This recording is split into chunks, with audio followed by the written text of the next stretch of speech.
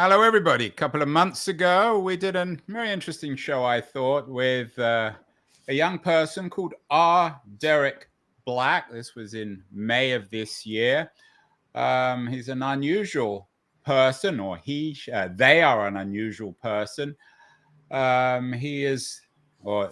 the child of Don Black and the godchild of the Ku Klux Klan Grand Wizard David Duke. Black had a new book out, The Klansman's Son, My Journey from White Nationalism to Anti-Racism. Fascinating narrative.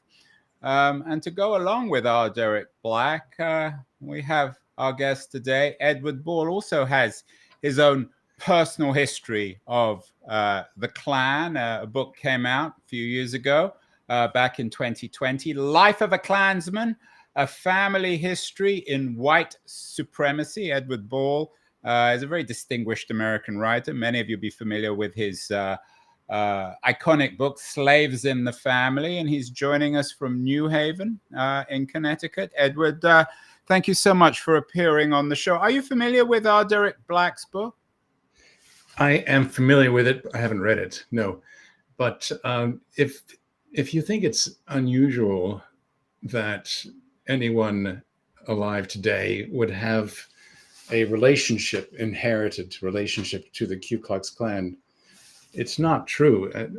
My estimate is that fully 1/2 of white Americans have ancestors who at one time or another belonged to or participated in Ku Klux Klan style militias. I can tell you how I came to that discovery. Yeah, I saw that in the book. And actually, I'm quoting you here, Edward. I'm sure you can quote yourself. But you talk, and I'm quoting you from the beginning of the book, white supremacy is not a marginal ideology. It is the early build of the country. It is a foundation on which the social edifice rises, bedrock of institutions. So in other words, the fact that somewhere perhaps around 1/2 of Americans are somehow related to a Klan. Half of white Americans, bear in mind that a third of Americans are not self-identified as white. So it's just white. It's not other skins as well. Although there seems to be an odd mix. I mean, it's sometimes rather hard, isn't it, when you do your genealogical research to separate blacks and whites in America. Sure. There's so much intermixing. That's true. True enough. So anyway, let's get to Life of a Klansman, A Family History of White Supremacy. This is different from your Slaves in the Family book. It focuses on your family in New Orleans. Tell us the story of this Klansman who you discovered in your family. Well, the book tells the story of a militant white supremacist, a great-great-grandfather of mine in New Orleans. His name was Constant Lecorne. He was a Francophone. Constant Lecorne, a white Creole who joined the first movement of violent persecution of Black people after the end of slavery in the late 1800s, which was the Ku Klux Klan. It's a personal story. It's a family story. It's a biography in which, through the life of one man and his family, I try to tell the story of the birth and spread of white supremacy as an idea, as a movement. I started writing this more than a decade ago. I inherited the genealogical notes of an aunt of mine who had died, and among them I found the story of our Klansman in New Orleans. And I started to write a novel about our Klansman. I wrote 100 pages. They weren't very good. I put them away. And then violent white supremacy began to return to the public space with the Trayvon Martin killing, the Charleston, South Carolina massacre at Emmanuel Church, the police killings of Michael Brown, Tamir Rice, Freddie Gray, Philando Castile. You remember all of these names.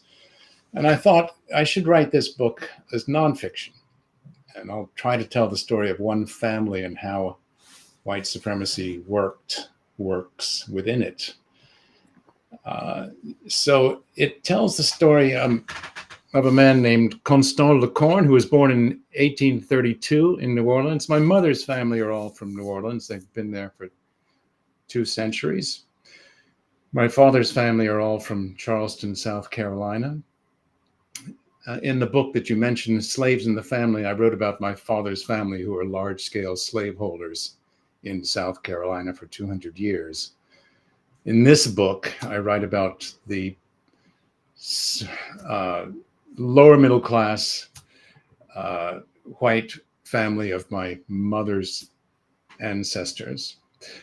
Constant Lecorne was one of them. He was born in 1832. He was the son of a French immigrant and a Creole woman who was Francophone herself in New Orleans. They were part of a failing upper middle class white elite, maybe of the upper 20%. They enslaved 6 people, I believe, in the generation of the middle 1800s. But they were losing their station. They weren't plantation owners. They were urban folk and craftspeople. And this son, Constant, became a carpenter, and he inherited one enslaved person when his father died.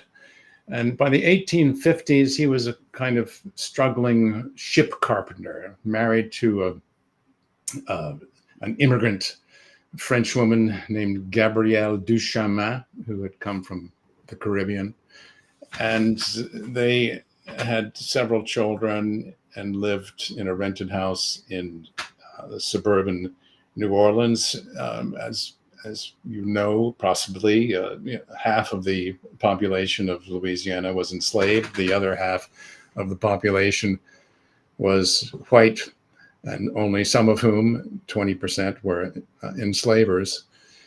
The Civil War arrived when this man was 28 years old, and he enlisted immediately and joined the cause, as did tens of thousands of his white comrades, and fought for several years. And at the end of the war, he returned to New Orleans embittered and despondent and broke. And many white people in the Deep South at that time experienced the defeat of the Confederacy as their own disfranchisement. Black people were, Black men, soon after the end of the war, were able to vote, and Constant Lecorne, as a carpenter, was losing his living to Black craftsmen. A movement arises in 1866, 67, the first white militias. And it's at this time that white supremacy as a project becomes clarified. And Constant becomes a fighter in a white militia called the Knights of the White Camellia, which is an analog to the Ku Klux Klan. The Ku Klux Klan is a similar organization in neighboring states. Your family, your old relatives, particularly on the female side, they didn't call it the Klan. What did they refer to it as, or what do they refer to it as, Edward? The Ku Klux is the colloquial way of referring to. And is that a euphemism, or is it even more than a euphemism? Is it a term used to sympathetically refer to this group? Yes, it certainly was in my childhood in the 1960s and 70s in New Orleans. It's no longer used colloquially, and the prestige of the first Ku Klux Klan does no longer glows with the same radiance as it once did in my childhood. But You talk about your failed attempt to write a novel. You're distinguished as a nonfiction writer, and you've turned your life into or your writing life into a sort of semi-autobiography. Do you think that was the reason why it was hard to write a novel about this? Is you had to stick to the facts? Yeah, I think that's the reason. A second reason was that, like 95% of humanity, this family group did not document itself and was not well documented by the institutions of government and finance. They left no papers. So much of history depends upon the archival remnants of elite groups who leave behind papers and evidence about their lives. And so writing a piece of nonfiction about thinly documented working class white people 150 years ago is not an easy matter. You have to, it's like making a mosaic. You find one tiny fact and you put in the stone, and then you find another tiny fact, you put in a different stone, and eventually a picture becomes visible in front of you. Edward, and I'm quoting again from the prologue of the book. It's a wonderful book, by the way. The story here is that whiteness and its tribal nature are normal everywhere and seem as permanent as the sunrise. If that's true, what do you think this particular history of this Klansman in your family, which, as you say, you've had to, if not invent, certainly create in the narrative, what does it tell us about white racism amongst a top 20% of the population that we didn't already know? There have been so many books, so many sociologies and histories and novels about this sort of thing. About white racism in the top 20% of society? Well, of white people struggling to maintain their superiority or imagined superiority, economic, cultural, racial, and their retreat into overt violent racism. Mm-hmm. Well, what I've tried to do is to make personal and familial and familiar the way that white supremacy passes through an individual and is expressed in one life. I believe that the thing we call white supremacy was articulated and refined in the late 1800s and in the lifetime of this man and through the acts of people like him. And I believe it is an ideological phenomenon that is still quite potent and inhabits the minds and lives of tens of millions of us.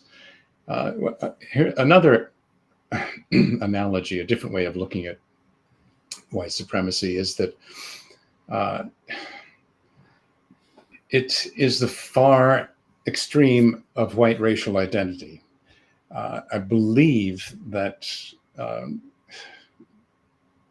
white people like ourselves grow up unconsciously absorbing a sense of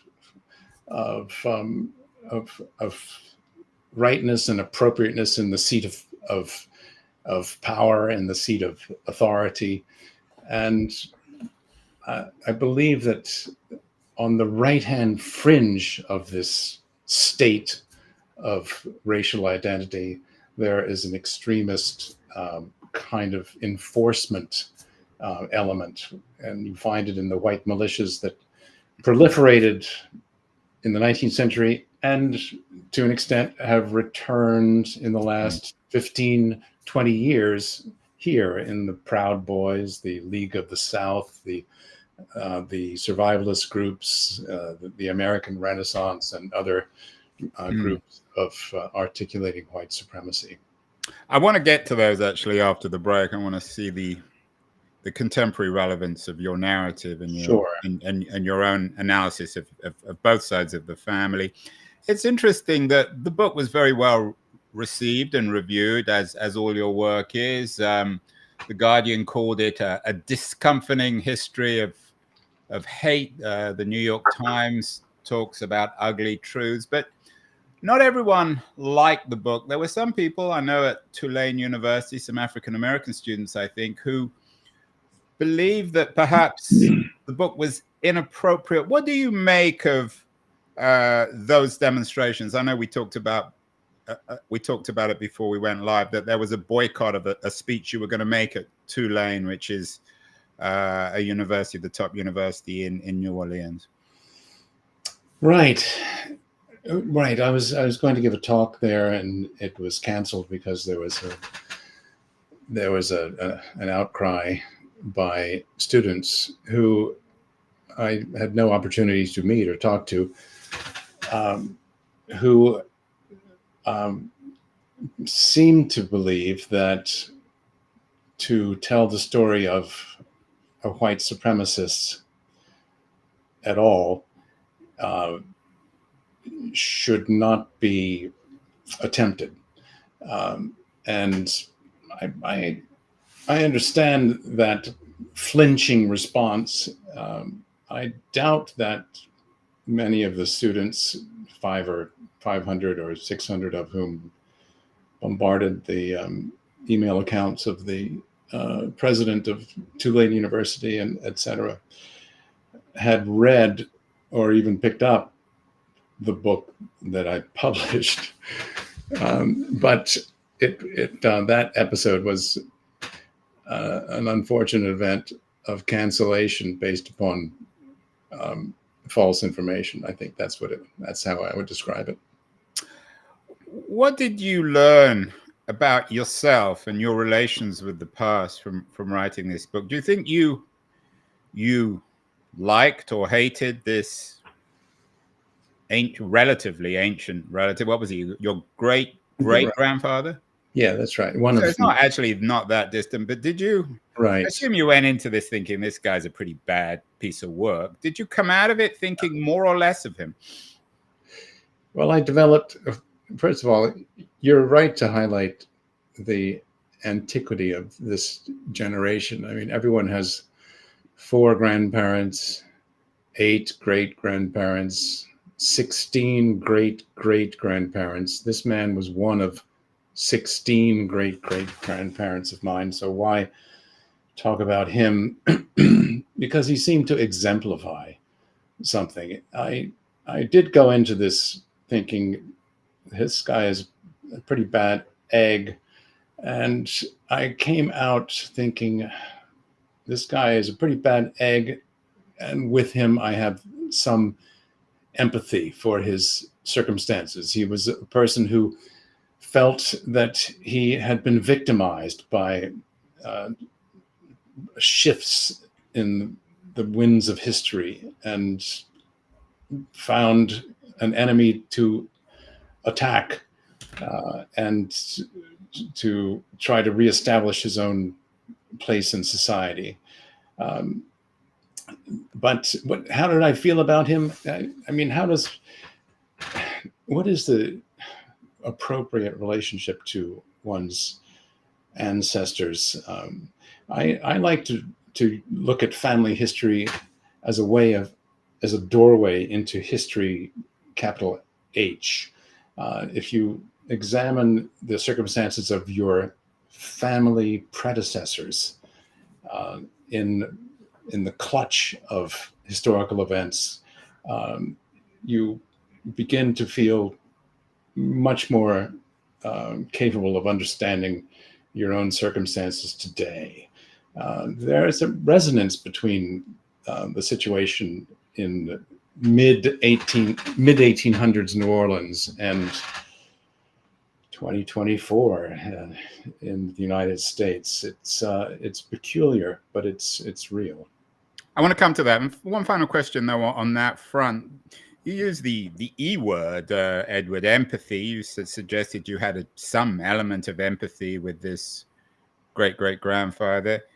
Do you think one of the reasons perhaps you had that degree of empathy was that he wasn't enormously rich and powerful, and that perhaps you wouldn't have expressed empathy towards the other side of the family, the Bulls of Carolina, who were major slaveholding family. Right.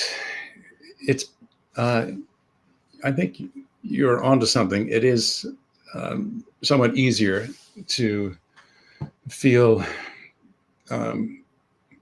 softly about a person who has struggled and who can't pay the bills and who has been traumatized by war, which this man was as a veteran of 3 years in the Confederate armies. And it's rather than a master of the universe who enslaved hundreds of people and lived comfortably on the backs of those people until death. Yeah, it is possible to feel more empathy for what in Louisiana were known as the Petits Blancs, the little whites, the people of no means, people from below. And I think there's some of that. We're speaking with Edward Ball. Doesn't need much of an introduction. His latest book is Life of a Klansman, a family history of white supremacy. He's been writing about that subject one way or the other now for many years. I want to remind everyone that amazing guests like Edward Ball are brought to us because of our friends at Liberties, a quarterly journal of culture and politics. Going to run a short feature on Liberties. And then we'll be back with Edward Ball to talk about how his Life of a Klansman is relevant in the 2020s today. So don't go away, anyone. We'll be back in a second with Edward Ball. The noise, there is nuance, insight. Liberties is not just a journal of ideas. It's a meteor of intelligent substance. It's the place to be for engaged citizens. Politics, opinion, substance. Liberties is a triumph for freedom of thought, a quarterly of urgency, of cultural exploration, of intellectual delight, of immaculate prose. It's invaluable. Subscribe now or find Liberties at your favorite bookseller. And you can subscribe to Liberties at libertiesjournal.com. Much recommended. As is Edward Ball's new book, Life of a Klansman. Not so new. It's been out 2 or 3 years, but still enormously relevant, perhaps even more relevant in some senses than when it came out in 2020. Last week we had Elle Reeve on the show, the CNN correspondent. She has a new book out, Black Pill: How I Witnessed the Darkest Corners of the Internet Come to Life, Poison Society, and Capture American Politics. She talked on the show about the reappearance of the KKK online. And then last month, we also had the American journalist John Gantz on the show. He has an important new book out, When the Clock Broke, Con Men, Conspiracists, and How America Cracked Up in the Early 1990s. It's a book that begins and ends with some ways with the acceptance of or mainstreaming of David Duke. Edward, you noted in the first part of our conversation that what you write about in Life of a Klansman has reappeared in the 2020s and perhaps even the 20-teens in America. How surprised are you by that, given your own knowledge and your life's work of writing about your history, both the Balls and the New Orleans family? How surprised am I about the resurgence of white supremacy in the United States?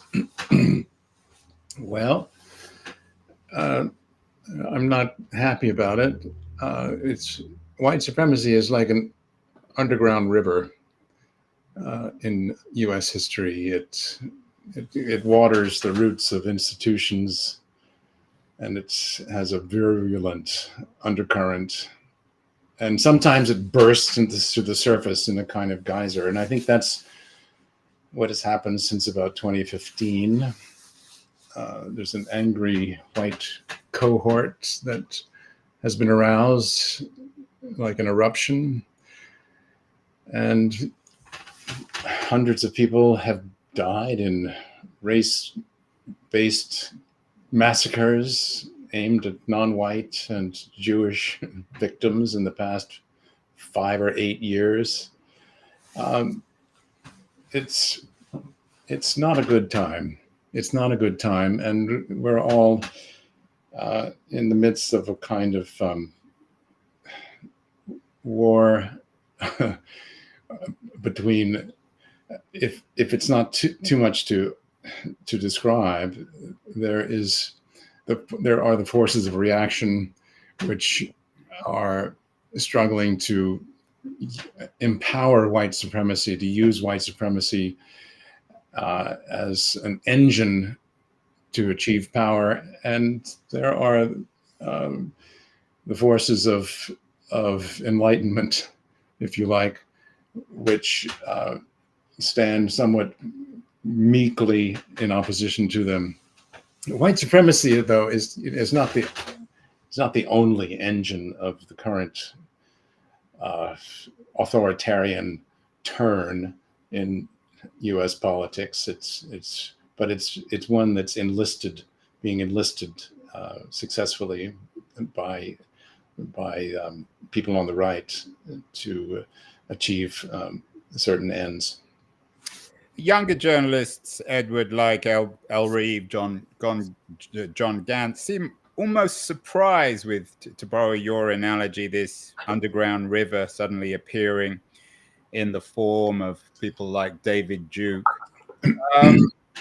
What do you make of Duke, especially given his Louisianan roots? Gantz makes him central in the reappearance of right-wing racism, anti-Semitism, and anti-Black feeling in the 1990s. Is his narrative important, and how does that fit in? I mean, is Duke an example, like your great-great-grandfather, of someone reacting against his own marginalization? It's possible that Duke is a generation ago in Louisiana history now, and he and his attempts to achieve political power, which nearly succeeded. He nearly won the race for governor in Louisiana in I think it was 1980 or thereabouts, are superannuated, somewhat behind us. More recent expressions of the white supremacist movement can be found in the Aryan's Nations Church and the White Information Network and other militia movements in the Northwest and in the South. Interestingly, I came from a suburb. In my teens, I lived in a suburb of New Orleans called Metairie, and David Duke, slightly older than me, grew up a couple of miles away from my house, and so it's very much for a person like myself and my own personal history, a familiar, even neighborhood phenomenon. But Duke was not in the militia movement that would arm itself and attempt anti-government acts of sabotage, which occurred in the 1980s and 90s and in the Western United States.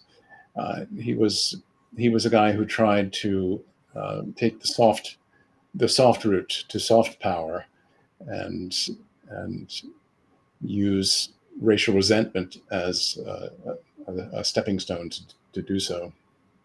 I think some people, in that sense, see him as more threatening, more dangerous, because he was able to dress himself up as an acceptable politician. Sure. In the same way as more and more online people, so-called neo-Nazis, are trying to mainstream their ideology. Yeah.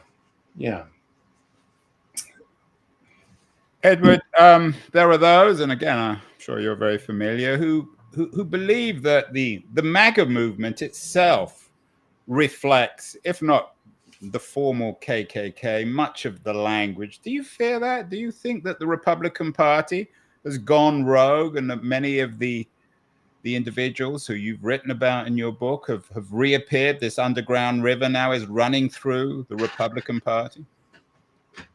I think that the fear and resentment that are the two engines of Republican populist politics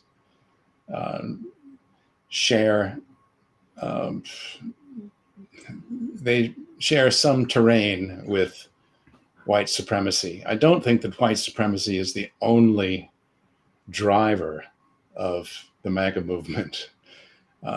Economic resentment, white racial identity and its resentment, yes. Gender resentments. There are other factors, but white supremacy is one aspect of the MAGA movement, and of course it goes masked. It goes masked, typically.